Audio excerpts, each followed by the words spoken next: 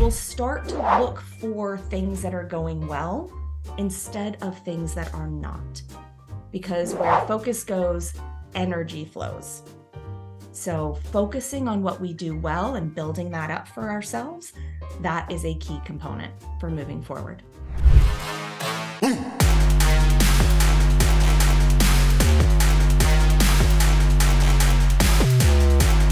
Because the management and transparency is what's very important. So once you submit a referral, you're going to have your own Home Advantage account, and it's going to tell you where everything sits. So if you have 10 referrals that you've sent into the network, it's going to give you all 10 referrals. It's going to tell you every milestone that that client is sitting in, whether they're touring homes, whether they're in escrow. And you now can manage through the Home Advantage application as far as what your pipeline looks like for the referrals that you've sent. And so it's pretty sophisticated, and it's all click of a button, guys.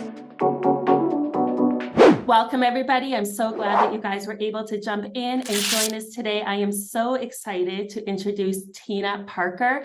You guys, Tina Parker has a really cool message for us today. One of the things that she's so passionate on speaking about is one of my personal favorite topics, and that is showing up and being so authentic and so genuine, and really taking that and tackling it from the perspective of leadership, right? Because whether we're real estate agents, team leads, broker owners, whatever the case may be, right? We are leaders in our community, with our clients, with our team, with our brokerage. We are all leaders.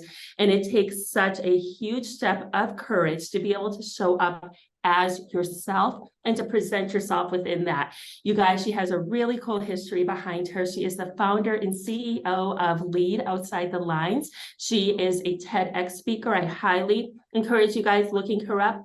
Go jump in, go listen to her TEDx speeches. They are really motivational and so well done. She does have a coaching and a speaking platform, and she goes all over the country so her voice is heard and message is heard. She's also a retired lieutenant colonel from the Air Force. And so that's just like cherry on top of the cake to a very cool career that she has built up. So really excited. Thank you so much for joining us here today, Tina. Thank you, April. I'm excited to be here. Very cool. Well, I know that we have about 20 minutes, so let's jump right into it. I think I want to lead this thing out with just kind of the big topic, that is on everybody's minds.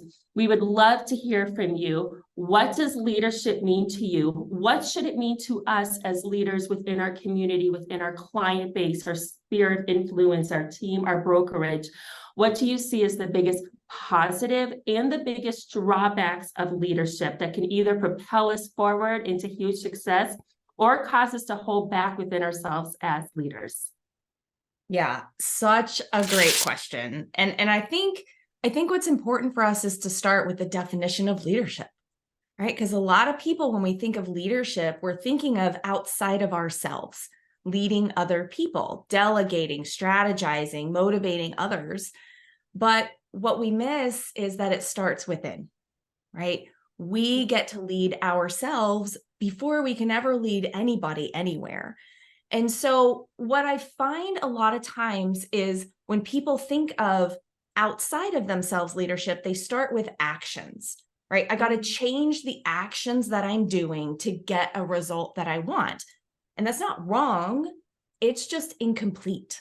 Because what happens before we decide to take an action or not take an action? Any procrastinators in the house? I'm recovering, so I could say that, right? And so when we decide, okay, I'm going to take this action, we know what to do, but we don't always do it.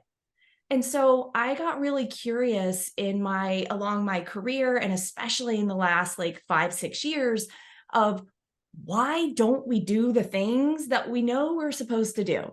Like when we talk about real estate, and I actually co-created a real estate training company here in California. We co-created it 12 years ago. It's still going. So I talk with a lot of realtors, and one of the biggest things that comes up is they're like, the follow-up. I know that I'm supposed to follow up, right? But we don't always do it. Well, why not? Well, part of it is what do you believe about follow-up? Sometimes people say, well, I don't want to bother people. What's too much? What's not enough? I don't know. And so they're questioning themselves, and they don't trust themselves. But what they actually don't trust is a belief about follow-up. when most of them are like, nope, it's too much. And so I'd love to just share a story real quick for your folks to understand, like this, I call it structure. It's our internal structure. Our thoughts, feelings, and beliefs drive actions that we take or don't take, and those actions give us results. And so I was working with a venture capitalist once who came to me and he said, hey, I really want to post on LinkedIn more. I'm like, that's great. I don't know why you're coming to me, but okay. So I was like, what is it? Like, why? Why do you want to post on LinkedIn? Because most people don't wake up in the morning and go, I just really love to spend hours on social media. Right. And so, but what was in his heart was he was like, I'm an expert in deep tech. I know deep tech companies in and out more than any other VC. And I can say that with confidence. And I'm like, okay, I'm sold. And he goes, I said, what's the issue? He goes, I don't like to talk about myself. I was like, okay. And in real estate, what do we have to do? We have to go out there and connect with people, right? We have to share what we do and how we can share value with them and how we can help them do better, find the better home, right? Get the better loan. Like why us versus someone else? And so I asked him, I said, okay, what do you believe about people who talk about themselves? And I'd love for folks that are listening to really just sort of let that sink in a little bit. Like, what do you believe about this thing that you're not doing? Right. And for him, he goes, oh, they're total jerks. Like, I don't talk about myself because I don't want to be seen as a jerk. And I just sat for a second and it sunk in for him and he went, oh, of course I'm not going to go talk about myself because I don't want people to think I'm a jerk.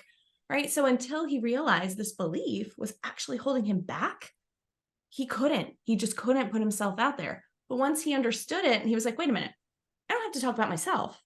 I get to share value with other people that's valuable to them. Like when we were able to reframe that and he could reframe it and step into what was truly authentically different about him and how that benefited others, two folks who had been sitting on the sidelines for years, wondering how they might work with him, they came to him and they're like, we're on board. Let's start this venture fund that's all about deep tech, right? So these opportunities opened up for him that he didn't even know were there because he was holding himself back with the beliefs. And that's how it can play out for folks. When you're talking about that, I see a really big parallel that I think a lot of people have of that line between having the confidence to be yourself and the confidence to portray yourself and having the arrogance to step over the line into arrogance, and I think that fear of, portraying yourself in an arrogant light is oftentimes what will hold us back from portraying ourselves in a confident light. How do you tell people to toe that line and to really be watching and make sure that we're not pushing people away with arrogance in that? Absolutely. That's so good. And it comes down to what are we focusing on ourselves? So when we put ourselves out there, it's vulnerable, right? Mm-hmm. It's a vulnerable state to put yourself out there and go, hey, look at me, I can help you. But that's the issue right there is we think that we're like, hey, look at me.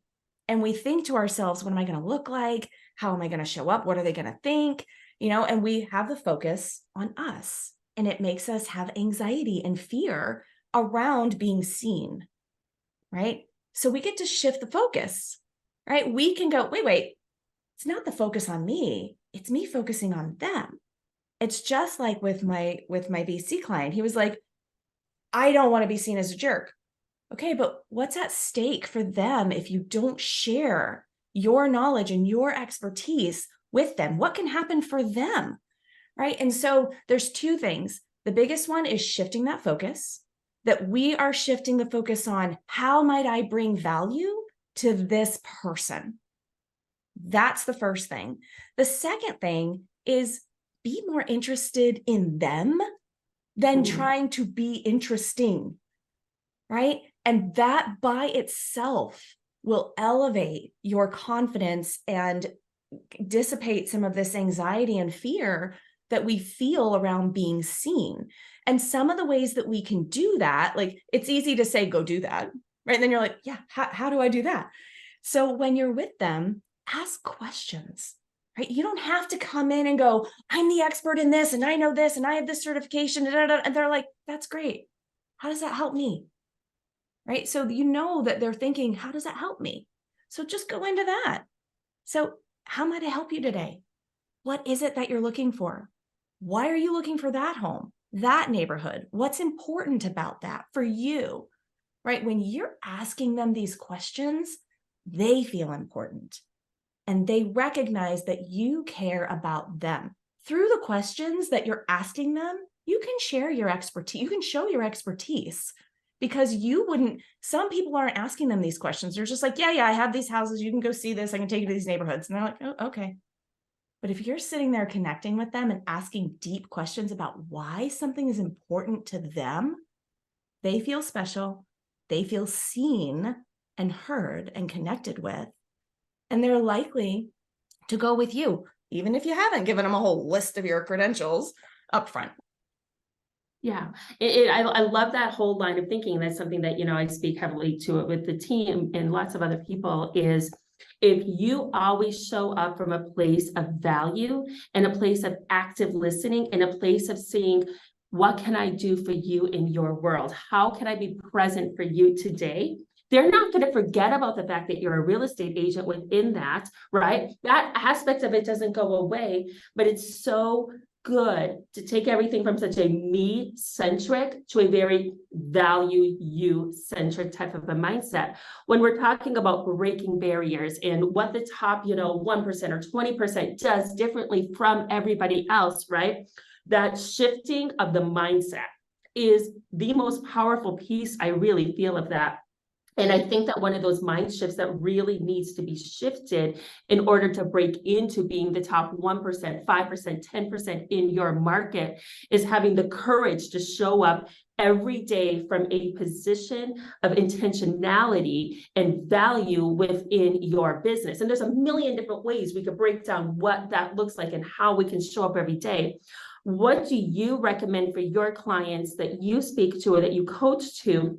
What's the best way to take an insecure mindset? Well, maybe I'm not good enough. Maybe I'm not strong enough. Maybe I'm not ready. Maybe it's not perfect. How do you suggest that we take that insecure mind shift and break that barrier into I am good enough? It's okay that it's not perfect. It's okay for me to take this step forward, even though I'm scared to do it. How do you shift that mindset? Yeah, everybody deals with this. Right? It does not matter if you are a billionaire or you're trying to make your first dollar. That comes up for every person, right? I'm not good enough. Why would they listen to me? Who am I to do this? Right? These things that it's this inner critic that we have, and we all have it. So one, I just want to say, pat yourself on the back because you're human, right? We're just all this way. This is what happens. But here's what's really important. Most of the time, we are focusing on an outside strategy to cure these things, right? Tell me what to do and I will go do it. But we just talked about, no, you're not going to do it. And that's why you're not going to do it, because these things are coming up. So we get to do the inner work to shift that. And one of the ways that's so powerful to shift that is really to pay attention to how we're speaking to ourselves. Most of us are conscious most of the time about how we're speaking to other people. We don't intentionally really look at how we're speaking to ourselves and the questions that we're asking ourselves. So we talk about the 1%, right? And how they do things differently. There's two major things that they do differently. There's a lot, but I want to talk about two specifically. One is the visions that they hold in their mind. Because I didn't share up front, but I'm a neuroencoding specialist, a brain health trainer, and a transformational mindset coach. So I'm very interested in how are we wired? What's happening in here so that we can utilize that to our advantage, right? And have our brain body connection work for us instead of against us. And so the visions that we hold in our mind will create the things we're focusing on. What we're focusing on will become our reality. It's just the way our brains are wired. If you think of the billions of pieces of data that we are bombarded with every day, what do you think would happen if your brain tried to process every single thing that's coming your way?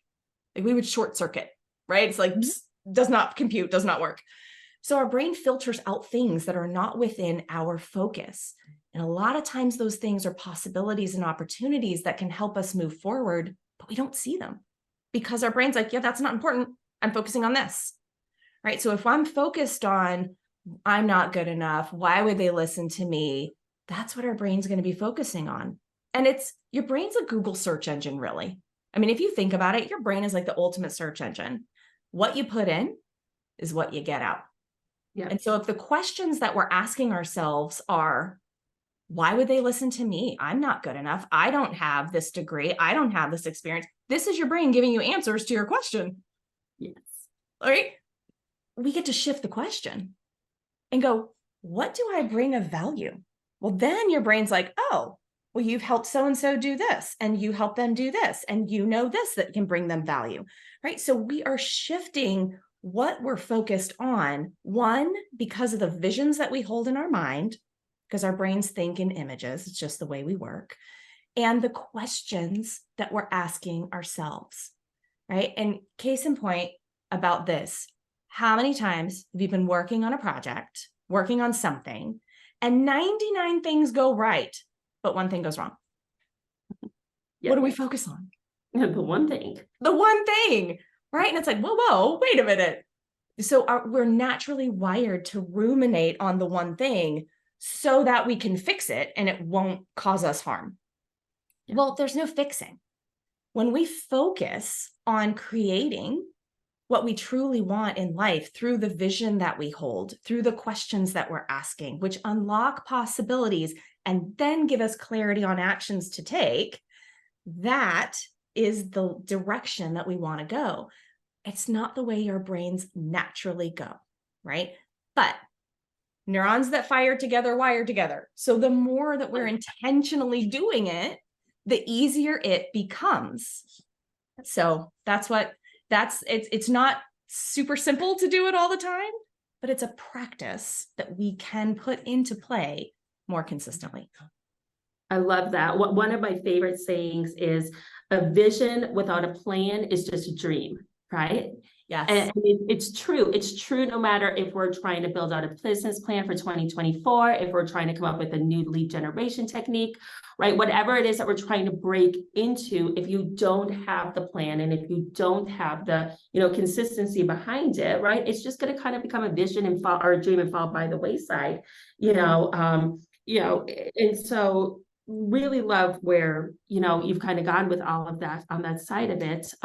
If you could leave everybody here with one piece of advice on how you can really dig in deep to show up in their most authentic self every day within their community, within your database, what would it be? Like, where are we pulling that from? For that person that is just kind of beating themselves down and God, I can't do this, I can't do this, I can't do this, I'm not getting ahead.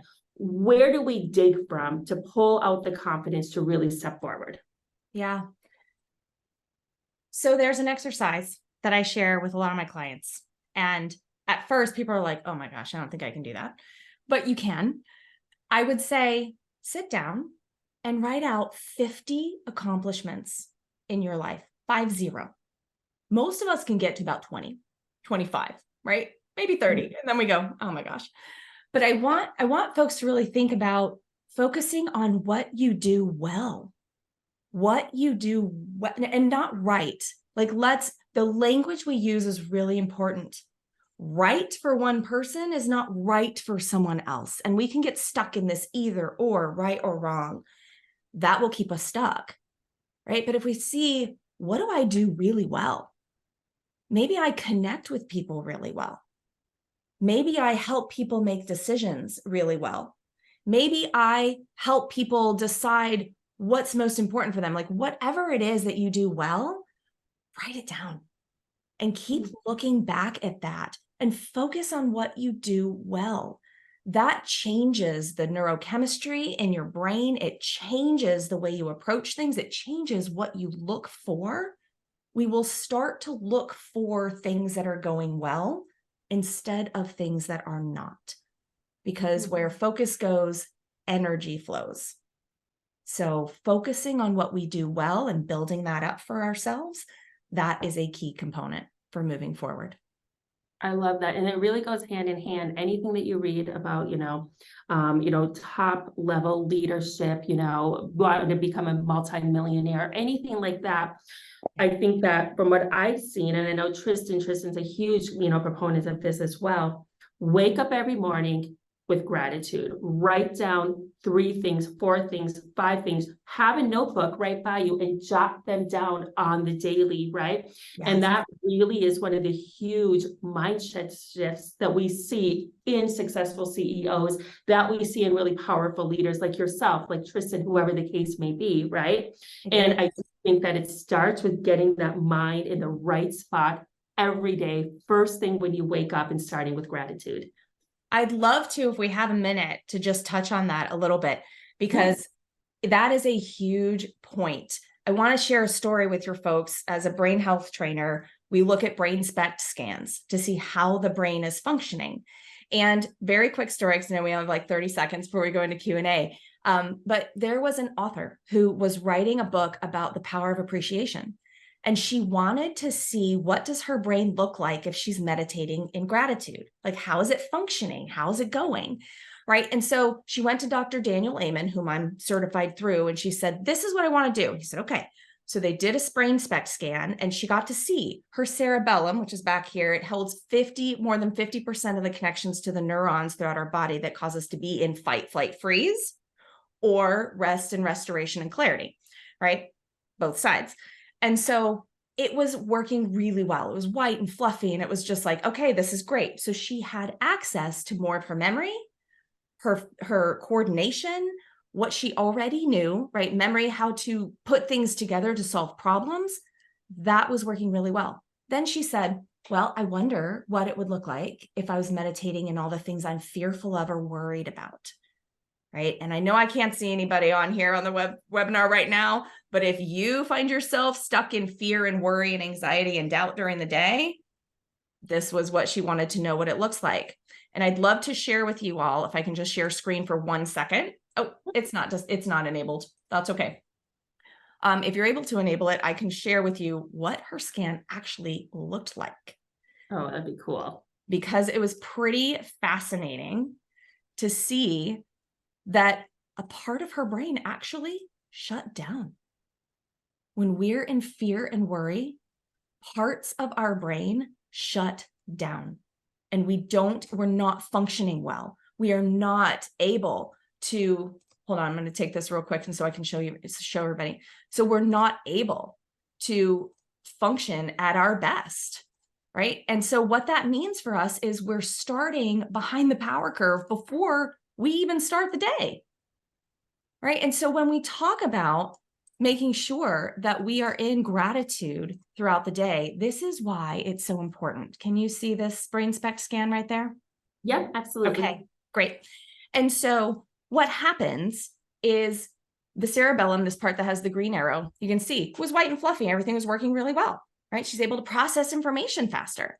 But when she went back and did the scan, let me see if I can put there, for fear and worry, look what happened. Her cerebellum actually is not fully functioning. It's black. That area means there wasn't a whole lot going on there. So we go into this survival mode in our brain when we're in fear, worry, doubt, overwhelm, judgment, right? All of these things that put us feel like we're pushing the rock up the hill all day long. It's because we are. Because we don't have our full faculties, right? We get confused easier. We don't process information quickly. It takes us more time. We don't even have access to information we already know in our brain, let alone trying to put more in there, right? And so understanding how we work and how we can shift, it'll mean all the difference for us. That's super powerful to see it like that. Whoa. I had no idea that there was an actual visual shift that happens, in the 2 different states of mind. Yeah, because we can't see in our own brain, right? I mean, if we have a broken arm, we see it, we go, oh, that's not right. And we go get it fixed. Yeah. But in our own brain, until we can see it, it's sometimes hard to wrap our brain around, why is it important to shift? It sounds good and I feel better, but what's actually going on? We're actually more resourceful and we're smarter when we're in gratitude and other areas like compassion, courage, confidence. Right. I love that. Well, that was awesome. And I love seeing the visual on it. I think we're down to about 5 minutes left. And I think that we're into the question and answer. You know, she's not the most accessible woman, you know, all the time. I mean, you've got to pay the big bucks to go see this lady speak and to talk. Just to have 20 minutes of your time is unbelievable. And thank you so much for doing this today. Did anyone have any questions for Tina before we jumped off here? As questions are coming in, I did want to make sure I share with everybody a resource that they can use. I do have, I'll paste it in here. There's a micro guide to help you, a couple of questions that can help you really connect to the vision of what you most want to create in your life. Questions to help you open up and unlock possibilities that you may not see in front of you.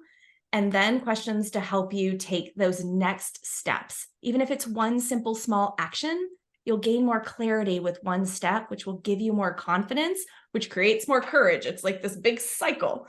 So every time we take a step in the direction of our vision, we get more clarity, more confidence, more courage to take the next step. And I'd love to share this micro guide with everyone, just 6 questions to just help you start taking the steps in the direction you want to go. Awesome. Thank you. We did have a question come in. Hi, Starla. Great. She asked, who did you become certified by? Oh, wow. Okay. So I'll try to keep it short. So I'm a certified brain health trainer with Dr. Daniel Amen, neuroencoding specialist with Joseph McClendon III, who is an ultimate performance specialist. She's been with Tony Robbins for 30 years. Also transformational mindset with Dr. Daniel Amen, with David Baer. And then leadership and DISC with John Maxwell, as well as stakeholder-centered leadership coaching with Marshall Goldsmith. So I kind of ran the gamut. I looked at what do I think is important and went that way. So I have a PhD in life. It's like what I like to say. A little bit of knowledge in literally everything. Pulling it all together. Just amazing. Cool. Well, it looks like that was the question that came in, and we appreciate that. Thanks for throwing that one out there, Starla. Excellent, excellent, excellent job today. So much fun to be able to sit here and to chat with you. If people want to find you, where is the easiest place for them to go? Yes, you can connect with me on LinkedIn. You can also connect with me on my website, leadoutsidethelines.com. I will put my LinkedIn here in the chat and the website link as well. And I'd love to hear from any of you who really just have this vision in your heart to create what you most want in life, and you want to clear the roadblocks that are getting in your way to doing that so that you can move forward faster, because there is a pathway. It's not that hard, and you get to step into it uniquely as your courageously authentic self. Very good. Thank you. Thank you so much for being on here today. We appreciate your time, and thank you for showing up for the LabCoatAgents community. Absolutely. Thanks so much. Take care. Talk soon. Bye.